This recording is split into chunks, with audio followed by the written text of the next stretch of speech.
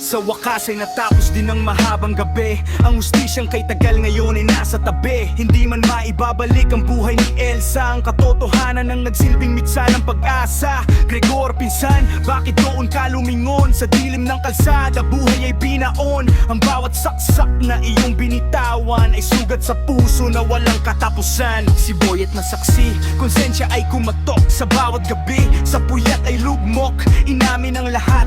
Hindi na nagtago dahil ang bigat sa dibdib, hindi na nagbago. At si Leo na pulis tumupat sa tungkulin ng kaibigang Gregor. Kailangang dakpin, masakit man sa loob, ang posas ay ikabit. Hustisya ang nanaig sa gitna ng pait. Huwag ka nang mabahala, tapos na ang dilim. Ang mga lihim na baon, wala na sa lalim. Lando at Elsa, sa langit ay magkakasama.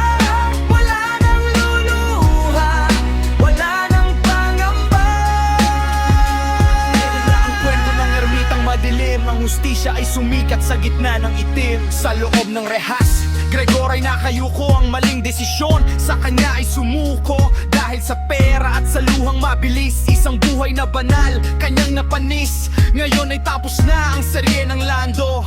Aral lang naiwan sa bawat kanto, na ang tunay na pag-ibig hanggang sa huling hininga. At ang maling gawa may kapalit na dusa.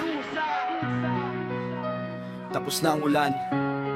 Salamat sa pakikinig sa kwento ng ermita. Lando Series. The end. The end. The end. The end. Huwag ka nang mabahala, tapos na ang dilim. Ang mga